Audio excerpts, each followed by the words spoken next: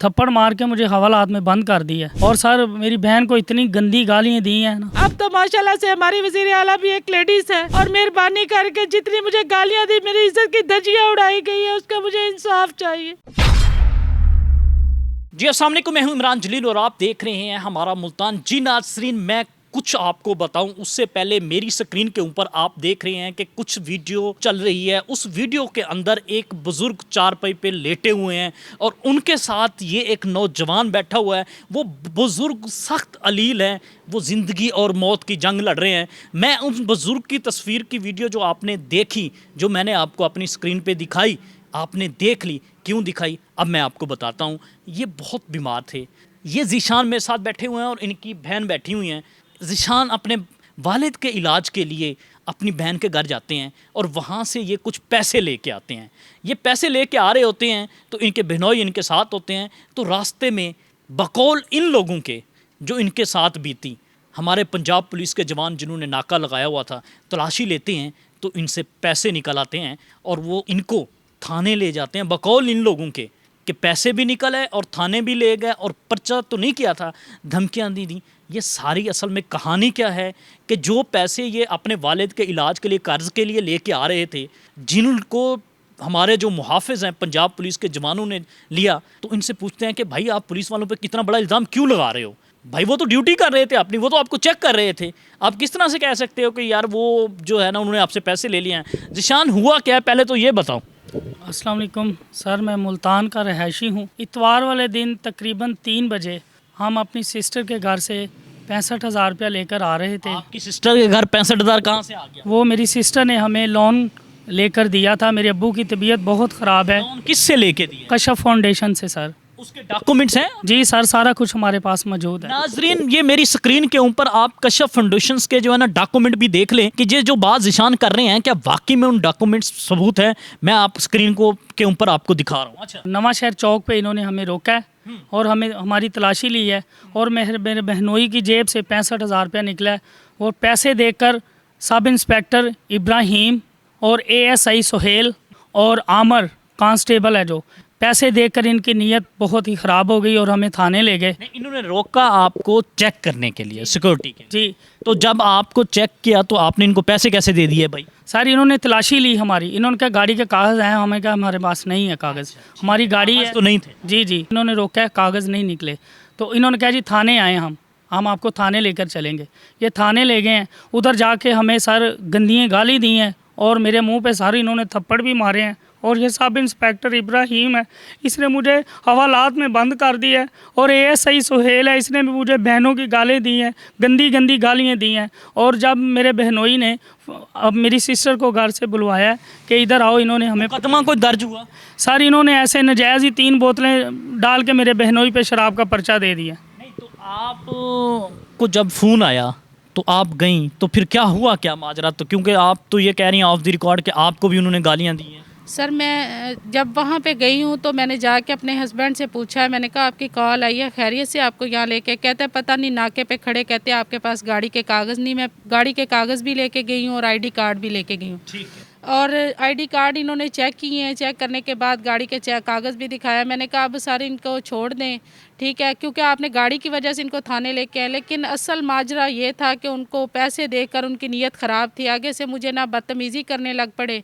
और वहाँ पे मौजूद कांस्टेबल थी, उसने वहाँ पर जाके तो मेरी जान छुड़वाई इनसे। जो ये जो उसने तो आपकी हेल्प की ना, लेडी कांस्टेबल? उसने हेल्प की मेरी सर, उसकी बड़ी मेहरबानी है। क्योंकि जो वहाँ का जो नायब मुहर्रिर है, उसका नाम आमिर है, वो सुका पता विदाउट यूनिफॉर्म था। उसने T-शर्ट पहनी हुई थी और ट्राउज़र पहना हुआ था। वहाँ आके इस तरह कर रहा था जैसे मेरे गले पड़ रहा हो, इतनी बदतमीजी। और सर मुझे वो गालियाँ दी हैं जो मैं सोशल मीडिया पे आपको क्यों गालियाँ दी हैं? सर मैंने उनसे ये कहा है कि आप किस व्यू में, किस वजह से। कभी वो कह रहा था कि मैं इन पे 9C का पर्चा दूंगा, कभी कह रहा था मैं ये पर्चा दूंगा।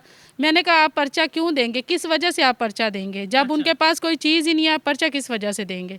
तो वहाँ पे फिर बदतमीज़ी करना शुरू, गंदी गालियाँ, इसको धक्के मार के बाहर निकालो। ये तो मैंने आपको पहले भी अर्ज़ किया है कि लेडीज़ कांस्टेबल ऑन द उनका रवैया आपके साथ बेहतर बहुत अच्छा था। उन्होंने मुझे कहा आप चुप करें, इधर आए, मेरे पास बैठे, मुझे बताएं असल मामला क्या है। लेकिन मैं उस टाइम मैंने उसके साथ कोई बात नहीं की और मैं थाने से डरती हुई थाने से बाहर निकल आई, क्योंकि इन्होंने कहा है कि हवालात में इसको बंद कर दो। मुझे मेरा आपको भी? हाँ जी, मुझे भी कहा है। तो जुर्म तो कोई नहीं है। सर मेरे ऊपर कोई जुर्म नहीं है, मैं अपना आईडी कार्ड चेक करवा सकती हूँ, अभी भी ना मेरे ऊपर है आपके पास आईडी कार्ड है? अभी तो सर मैं साथ नहीं है, मेरे पास नहीं है, लेकिन मैं आपका मुल्तान का ही है? हाँ जी, मैं मुल्तान के, और मेरी शादी हुई को 15 साल हो गए मुल्तान में ही।